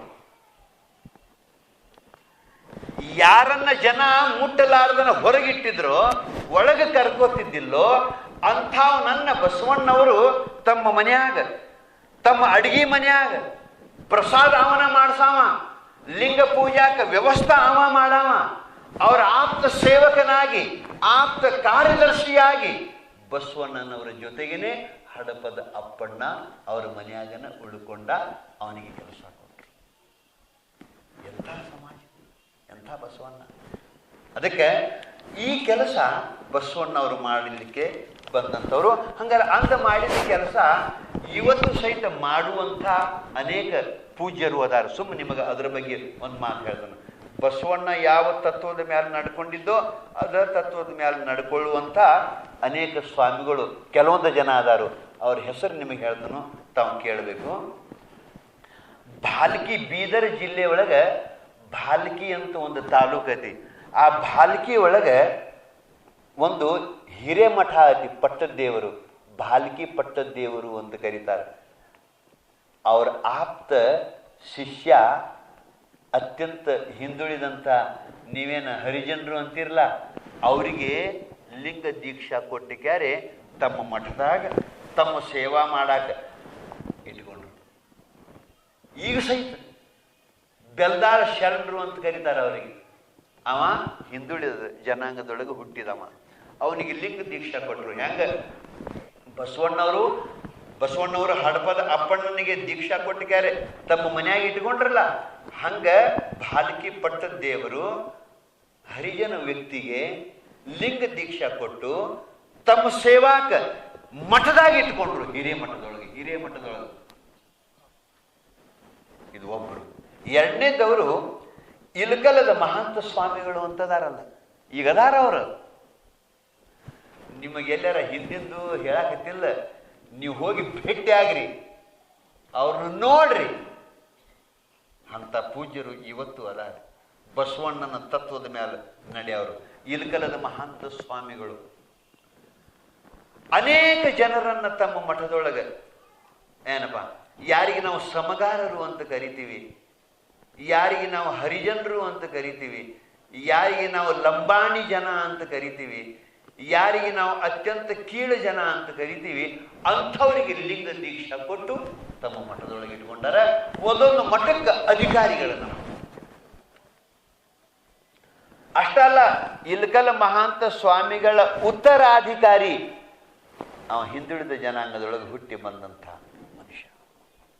ಈಗ ಸತ್ಯ ಅವರು. ಆ ಬಳಿಕ ಗದುಗಿನ ತೋಂಟದಾರಿ ಸ್ವಾಮಿಗಳು ಅದಾರಲ್ಲ, ಸಿದ್ಧಲಿಂಗ ಮಹಾಸ್ವಾಮಿಗಳು, ತೋಂಟದಾರಿ ಸ್ವಾಮಿಗಳು ಅದಾರಲ್ಲ, ಅವರು ಇಂಥ ಕೆಲಸ ಮಾಡಿದ್ದಾರೆ. ಅವರ ಮಠದೊಳಗೆ ಪ್ರಸಾದ ಮಾಡಾವ, ಬಂದವರಿಗೆ ಪ್ರಸಾದ ನೀಡಾವ, ಸ್ವತಃ ಸ್ವಾಮಿಗಳಿಗೆ, ತೋಂಟದಾರಿ ಸ್ವಾಮಿಗಳಿಗೆ ಅಡಿಗೆ ಮಾಡಿ ಪ್ರಸಾದ ಮಾಡಾವ ಸಮಗಾರ ಪೈಕಿ ಅದ. ಅವಂಗ ಲಿಂಗ ದೀಕ್ಷಾ ಕೊಟ್ಟಿದ್ದಾರೆ, ತಮ್ಮ ಮಠದಾಗ ಇಟ್ಟುಕೊಂಡ. ಇದು ಸುಳ್ಳ ಅಲ್ಲ. ಯಪ್ಪ, ಇಂಥ ಕ್ಷೇತ್ರದೊಳಗೆ ಏನಾರ ಹೇಳಕ್ಕೆ ನಾ ಬಂದಿಲ್ಲ, ಸುಳ್ಳಲ್ಲ. ನೀವು ಹೋಗಿ ನೋಡಿ ಬನ್ನಿ. ಆ ಬಳಿಕ ಚಿತ್ರದುರ್ಗದೊಳಗೆ ಒಂದು ಮುರುಘಾ ಮಠ ಅಂತದೆ. ಚಿತ್ರದುರ್ಗದೊಳಗೆ ಅಲ್ಲೇ ಒಬ್ಬರು ಮುರುಘಾ ಶರಣರು ಅಂತ ಸದ್ಯ ಅದಾರ ಸ್ವಾಮಿಗಳು. ಅವರು ಹಿಂದುಳಿದ ಎಷ್ಟು ಜನಾಂಗ ಅದಾರಲ್ಲ, ಒಂದೊಂದು ಸಮಾಜ ಏನೈತಲ್ಲ, ಆ ಎಲ್ಲ ಸಮಾಜದವರಿಗೆ ಲಿಂಗ ದೀಕ್ಷಾ ಕೊಡುವುದರ ಜೊತೆಗೆ ತಮ್ಮ ಮಠದಾಗ ಯಾವತ್ತೂ ಬರ್ಲಾಕ ಹೋಗಲಾಕ, ಪ್ರಸಾದ ಮಾಡ್ಲಾಕ, ಅಡಿಗೆ ಮಾಡ್ಲಾಕ, ನೀಡಾಕ ಇಟ್ಕೊಂಡಿದ್ದಾರೆ. ಎಷ್ಟೋ ಮಠಗಳಿಗೆ ಅವರು ಅಧಿಕಾರಿಗಳನ್ನು ಮಾಡಿದ್ದಾರೆ. ಇನ್ನೊಂದು ಸಿಂಧನೂರು ಅಂತೈತಿ. ಸಿಂಧನೂರೊಳಗೆ ಮಹಾಂತ ಸ್ವಾಮಿಗಳು ಅಂತ ಅದಾರ. ಅವರಿಗೆ ಪ್ರಸಾದ ಮಾಡಿ ನೀಡಾವ ಡೋಹರ ಪೈಕಿ ಅದಾನ. ಡೋಹರ ಪೈಕಿ ಇದನ್ನೆಲ್ಲ ನಾವು ಪ್ರತ್ಯಕ್ಷ ಹೋಗಿ ನೋಡಿ ಬಂದವರಲ್ಲಿ. ಅದಕ್ಕೆ ಬಸವಣ್ಣ ಅಂತಂದ್ರೆ ಕೆಲವೊಂದು ಜನಾಂಗದ ಸ್ವತ್ತಲ್ಲವ, ಕೆಲವೊಂದು ಜನಾಂಗಕ್ಕೆ ಸೀಮಿತ ಆದವಲ್ಲ. ವಿಶ್ವಗುರು ಬಸವಣ್ಣ, ಜಗದ್ಗುರು ಬಸವಣ್ಣ. ಜಗತ್ತಿಗೆ ಬೆಳಕ ಕೊಡಕ್ಕೆ ಹೆಂಗ ಸೂರ್ಯ ಬಂದಾನೋ ಹಂಗ ಜಗತ್ತಿಗೆ ಉದ್ಧಾರ ಮಾಡಕ್ಕೆ ಬಂದಂತವ ಬಸವಣ್ಣ. ಅಂಥ ಬಸವಣ್ಣನ ನೆಲೆಯೂರು, ಅಂಥ ಬಸವಣ್ಣನ ಪುಣ್ಯಕ್ಷೇತ್ರದೊಳಗೆ ಇದ್ದವರು ನೀವು ಕೂಡ ಪಾವನರು, ಇಲ್ಲಿ ಬಂದವರು ನಮ್ಮಂಥವರು ಕೂಡ ಪಾವನರು. ಅದಕ್ಕೆ ಬಸವಣ್ಣ ಅಂತಂದ್ರೆ ಇಷ್ಟೊಂದು ಧಾಮ. ಹಡಪದ ಅಪ್ಪಣ್ಣನಿಗೆ ತನ್ನ ಮನೆಯಲ್ಲಿ ಇಟ್ಟುಕೊಂಡ, ದೀಕ್ಷಾ ಕೊಟ್ಟಿದ್ದಾರೆ, ಅಂದ ಬಳಿಕ ಹಂಗಾರ ಇಷ್ಟ ಲಿಂಗ ಅನ್ನೋದು ಇದು ಕೆಲವೊಂದು ಜನರಿಗೆ ಸೀಮಿತವಾದದ್ದಲ್ಲ, ಇದು ಜಾತಿಯ ಕುರುಹು ಅಲ್ಲ, ಇದು ನಿರಾಕಾರ ನಿರ್ಗುಣವಾಗಿರುವಂಥ ಸಚ್ಚಿದಾನಂದ ಪರಿಪೂರ್ಣವಾಗಿರುವಂಥ ಪರಮಾತ್ಮನ ಕುರುಹು. ಪರಮಾತ್ಮ ಯಾರಿಗೆ ಬೇಡ ಏನ? ಅದಕ್ಕೆ ಅದು ಅದು ಅದು ಅದು ಅದು ವಿಶಾಲವಾಗಿ ಎಲ್ಲ ಜನಾಂಗಕ್ಕೆ ಬಸವಣ್ಣವರು ಕೊಟ್ಟಿರುವಂಥ ಇಷ್ಟಲಿಂಗ ಅದು ಇಷ್ಟು ಮಹತ್ವದೈತಿ. ಇಂಥ ಮಹತ್ವದ ಇಷ್ಟಲಿಂಗವನ್ನು ಮತ್ತು ಮಂತ್ರವನ್ನು ಇಟ್ಟುಕೊಂಡು ಸಮಾಜವನ್ನು ಸುಧಾರಣೆ ಮಾಡ್ತಾ ನಡೆದಿದ್ದಾರೆ. ಹಂಗಾರ ಮುಂದೆ ಮತ್ತೆ ಏನೇನು ಆತ್ರಿ ಅಂತ ಅಂದ್ರೆ ಅದನ್ನು ನಾಳೆ ಸದ್ಗುರುನಾಥ ಮಹಾರಾಜ ಕಿ ಜೈ.